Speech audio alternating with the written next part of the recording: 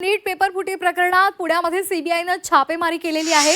मनीषा हवालदारांच्या अटकेनंतर सीबीआयनं हे छापे टाकलेत। सदाशिव पेठ, कात्रज आणि बुधवार पेठेत ही छापेमारी केली आहे। मनीषा हवालदारनं पेपर विकलेल्या भागात ही छापेमारी केलेली आहे। आता या छापेमारीतून सीबीआयच्या हाती नेमकं काय लागतं हे पाहणं महत्त्वाचं आहे। तर नीट पेपर फुटी प्रकरणामध्ये सीबीआयनं आता वेगवान तपासाला सुरुवात केलेली आहे।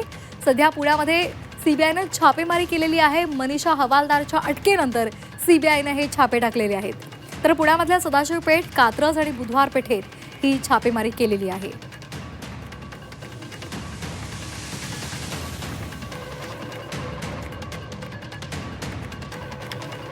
तर नीट पेपर फुटी प्रकरणामध्ये संपूर्ण देशभरात पालक आणि विद्यार्थी ही संताप व्यक्त करत आहेत। तर दुसरीकडे सीबीआयकडून या संदर्भात वेगवान कारवाई केली जाते। छापेमारी सुद्धा करण्यात आलेली आहे।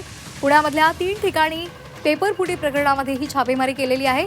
त्यामुळे या संदर्भात आता काय नेमकी कागदपत्र किंवा काय अधिकची माहिती सीबीआयच्या हाती लागली हे पाहणं महत्त्वाचं आहे। मनीषा हवालदारच्या अटकेनंतर सीबीआयने हे छापे टाकलेले आहेत।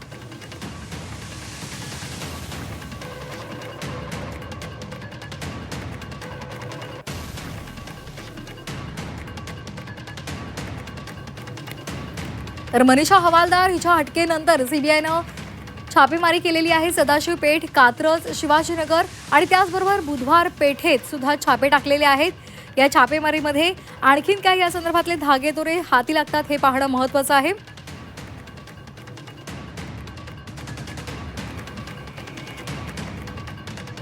तर नीट पेपर फुटी प्रकरणामध्ये परीक्षा रद्द करण्यात आलेली आहे। पुनर्परीक्षा होणार आहे। मात्र या संदर्भात जे दोषी आहेत त्यांच्यावर कारवाई केली जाते। एनटीएनं 3 मेला जी परीक्षा झालेली होती ती परीक्षा रद्द केलेली आहे। आता त्याची 21 जूनला पुनर्परीक्षा होणार आहे।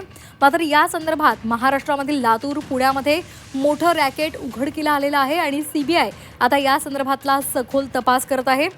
या घोटाळ्याचं स्वरूप आणि इतर गोष्टी पाहता याचे धागेदोरे आणखी पाहण्यासाठी सध्या सीबीआयकडून छापेमारी केली जाते। मनीषा हवालदारला अटक केलेली आहे आणि त्यामुळे पेपर विकलेल्या भागामध्ये सध्या छापे टाकले जात आहेत। तसंच विद्यार्थी आणि पालकांची सुद्धा या संदर्भात कसून चौकशी केली जाते। तर क्लासमधल्या कर्मचाऱ्यांनीच ही प्रश्नपत्रिका सेट करणाऱ्या एनटीएच्या पॅनलवर जाऊन हे प्रश्न बाहेर काढल्याचं या संपूर्ण चौकशीतून आता समोर येऊ लागलेलं आहे आणि त्या दृष्टीनं सीबीआयनं या संदर्भातले अधिकचे धागेदोरे मिळवण्यासाठी काही ठिकाणी छापेमारी सुद्धा केलेली आहे।